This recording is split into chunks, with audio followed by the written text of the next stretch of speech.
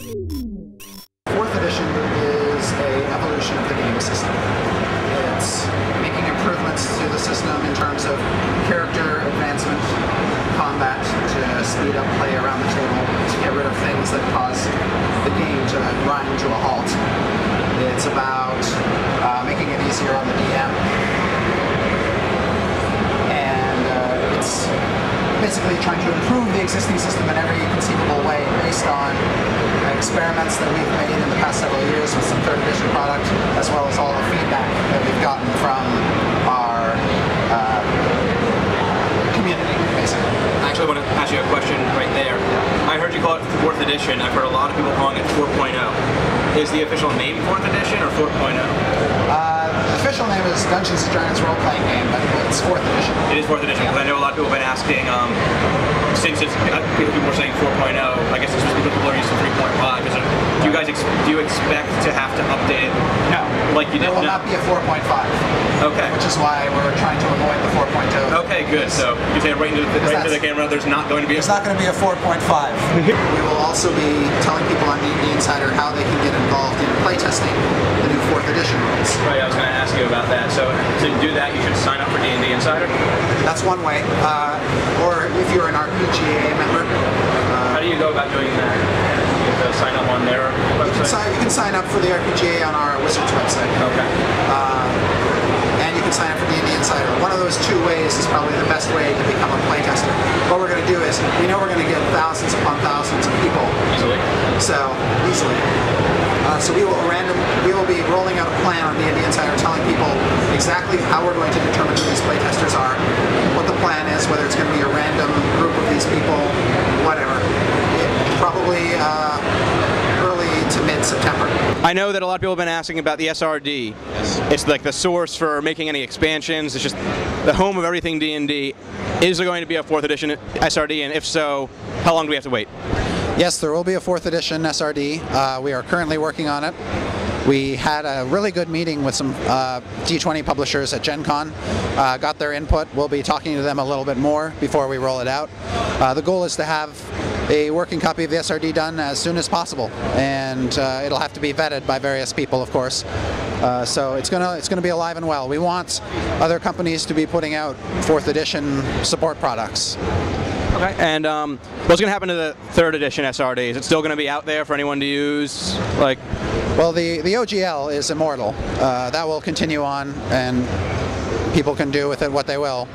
The 3rd edition SRD will go away and be replaced by the 4th edition one. I know that you're adding levels 20 to 30 in the player's handbook. Is there anything else that was previously in other books, like the magical items or prestiges, anything like that, that is also like player focused but never was in the player's handbook, that's going to be making its way in? Yes.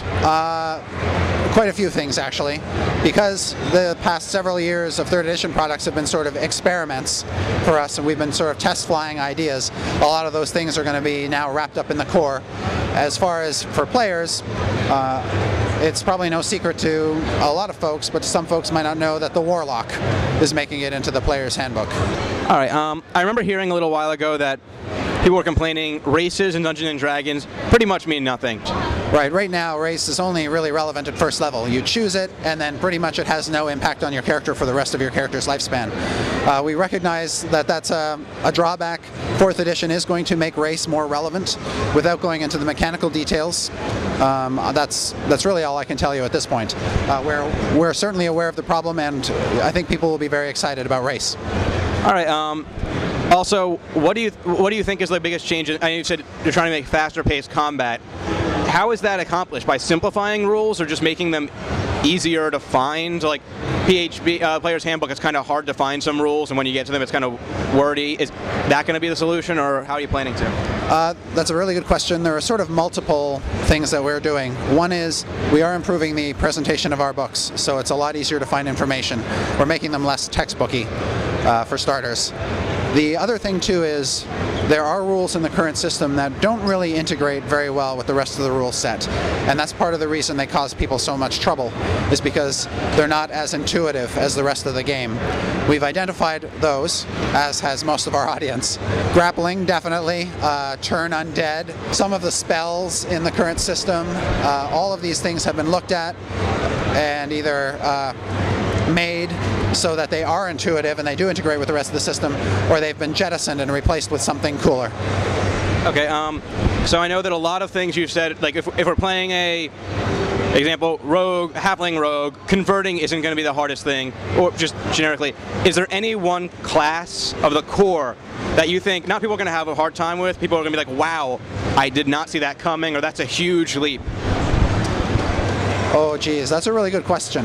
I have to tell you that in all of the 4th edition stuff we've done so far, classes have received the most attention. We have spent a great deal of time and energy making sure that every class has the cool.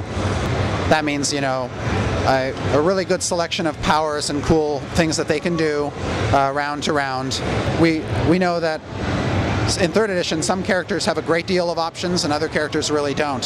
The idea is to give all characters an equally cool number of options, even though they'll be different. As far as a class that might surprise the heck out of people, oh geez, I think people will be really happy with the new wizard.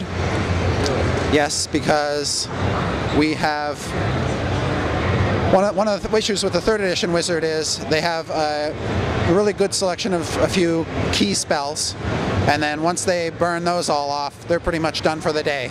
And they're either running around the dungeon with their crossbow, or they're basically trying to convince the rest of the party to go home.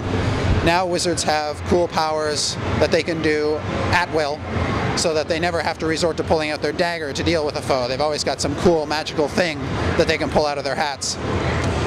And they never have to make the sort of the poor choices. They never have to decide, do I take fireball or do I take water breathing today? The new wizard won't have to make those kinds of choices. They'll make tactically interesting choices. Do I take haste?